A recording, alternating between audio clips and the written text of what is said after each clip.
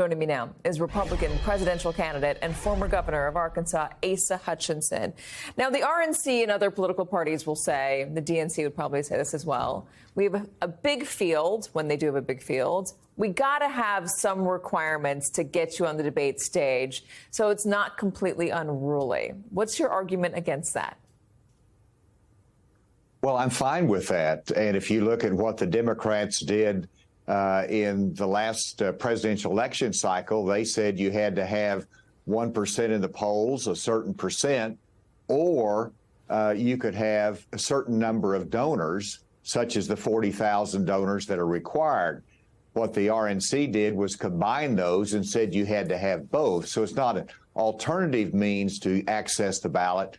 It is really trying to narrow the field artificially early on. You think about it, this debate will be in August. That's a long time before the February primary or caucus in Iowa. And so that's a lot of time to build the support, to build the momentum. But early on, there's these artificial barriers. We're going to make the debate stage. We will make the requirements that are needed. But I would prefer a much more open process, leaving more decision-making to the voters, actually, versus trying to narrow the field artificially. There are some in the Republican Party who are worried about the field getting too big because then they believe that it splits the vote among so many candidates that it'll end up just handing Donald Trump the nomination again because he already has that locked in 30% of the Republican voting base. Governor Sununu alluded to this when he wrote his op-ed about why he is not running, saying the stakes are too high for a crowded field to hand the nomination to a candidate who earns just 35% of the vote. And he's going to help ensure that doesn't happen by not jumping into the race. Are you concerned about that at all? I know you have your own concerns about Donald Trump. Well, I do. And the fact that there's more jumping in this week indicates that I've plowed good ground, indicating that we need to have a new voice in the Republican Party and for our country. And so that's the fact that three other candidates are jumping in there indicates that there's a wide open lane for a non-Trump candidate.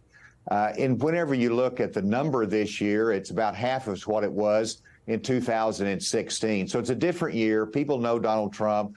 They're going to make their decision. But what I'm excited about is that we have candidates that will talk about the future of our economy, which I believe is a #1 issue, about border security.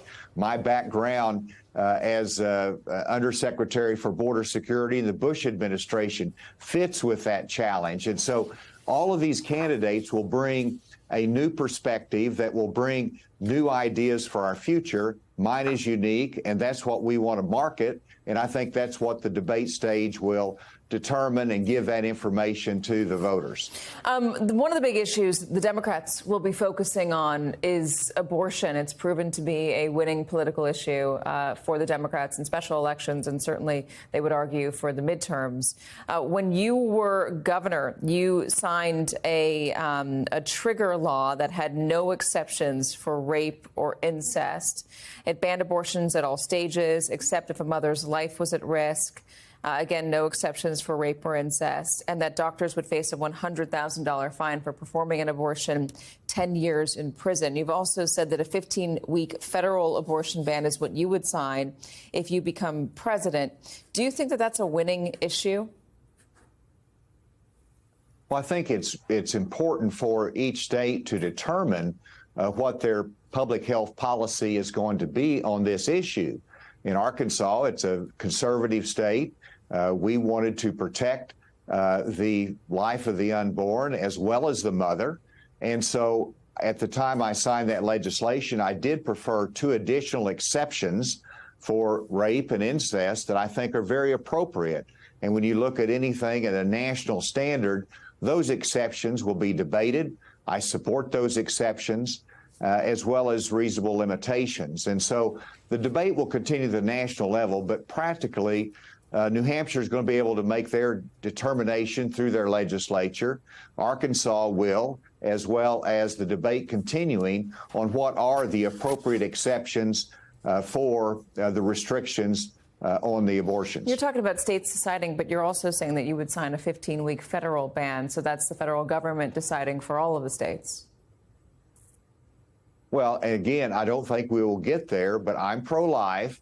And if there is a restrictions that are put on that are reasonable and have appropriate exceptions, and it can get through Congress, then I would sign that. But let's look to see what the debate is. And as I said, it would take a supermajority for that to happen for either one of the parties. You know, the Democrats want to have a national standard.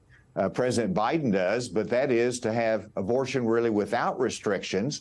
The Republicans have a different national position. In the end, again, it's going to be left with the states and the elected representatives to determine this sensitive issue. In Arkansas, we expanded maternal health care and we expanded our adoption services. These are things that are important whenever you do have those kind of problematic pregnancies. Let me ask you one more about the Republican Party. What do you think the RNC should do if Donald Trump gets indicted again, this time by the special counsel? Well, what the RNC should do? Do you think the RNC should intervene I think and allow him to keep on running? I mean, I know that's not totally up to them, but do you think the RNC has a play here with a candidate who's been indicted once or maybe twice? No, it's whenever a candidate meets the constitutional principles or standards for being a candidate for president, the party is not in a position to step in and restrict that. Now, it's part of the debate.